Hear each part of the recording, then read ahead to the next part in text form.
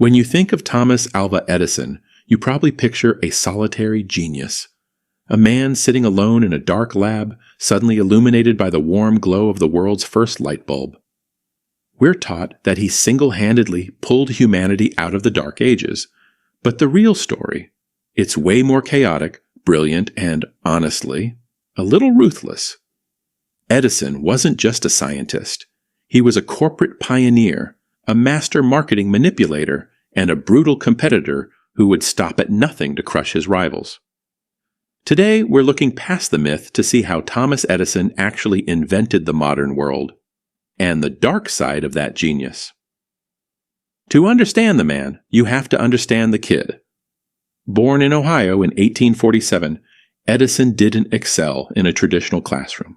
In fact, his teacher called him addled, basically saying his brain was scrambled, so his mom pulled him out of school and homeschooled him. By age 12, he wasn't just reading science books, he was running a business. He convinced a local railroad to let him sell newspapers and candy on the trains. But selling wasn't enough. He set up a literal printing press and a chemical laboratory inside a baggage car. That went great, until he accidentally set the train on fire. He was kicked off, but his obsession didn't stop. He became a roaming telegraph operator, essentially the 19th century version of an IT guy. He spent his nights ripping apart equipment, figuring out how to make it faster, better, and more profitable. By the time he was 22, he landed in New York City with a pocket full of ideas and zero intention of working for anyone else. In 1876, Edison did something that changed history forever, and it wasn't an item you could buy in a store. He built a facility in Menlo Park, New Jersey.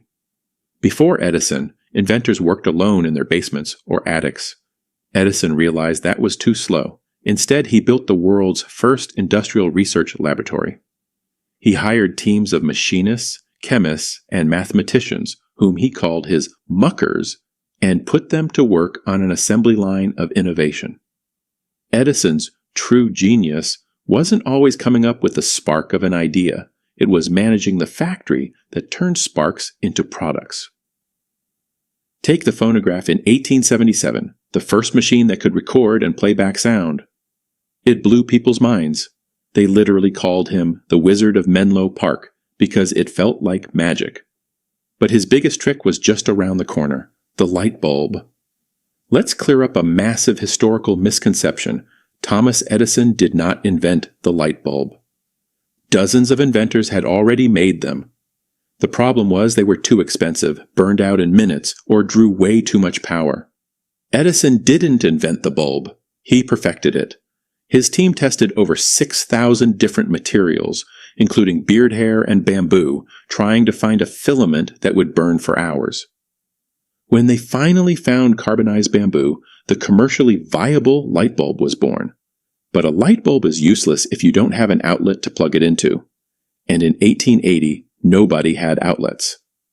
This is where Edison separated himself from every other inventor in history. He realized he didn't just need to sell bulbs, he needed to sell the entire electrical grid. He designed dynamos, underground cables, meters, and fuses.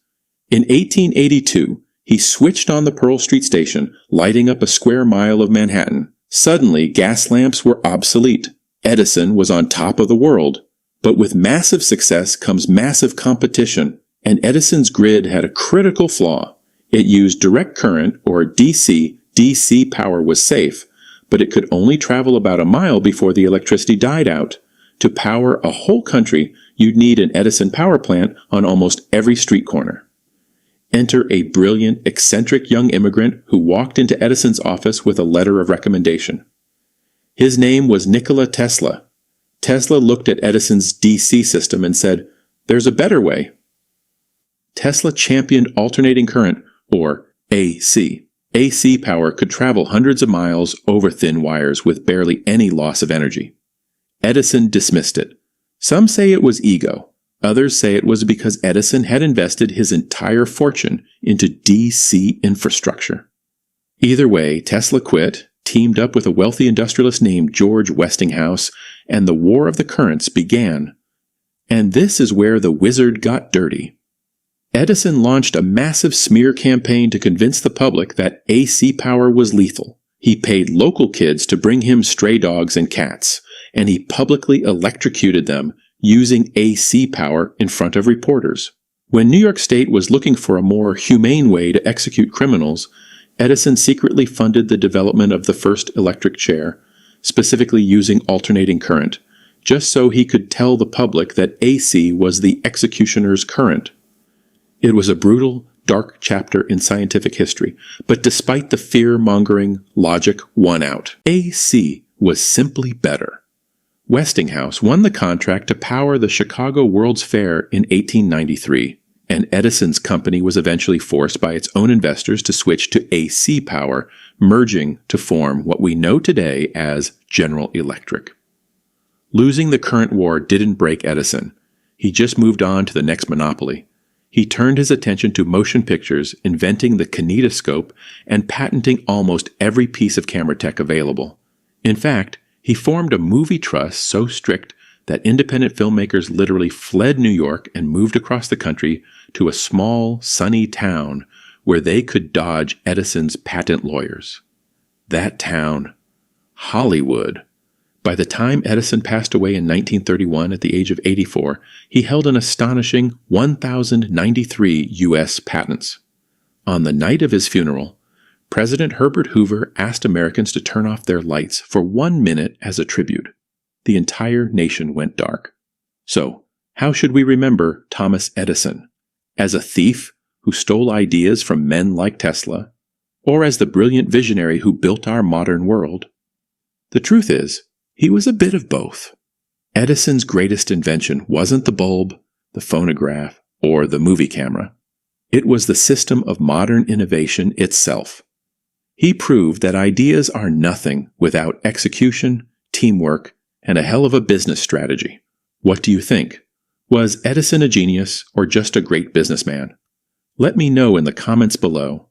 Don't forget to hit that like button, subscribe for more deep dives into history's greatest innovators, and we'll see you in the next video.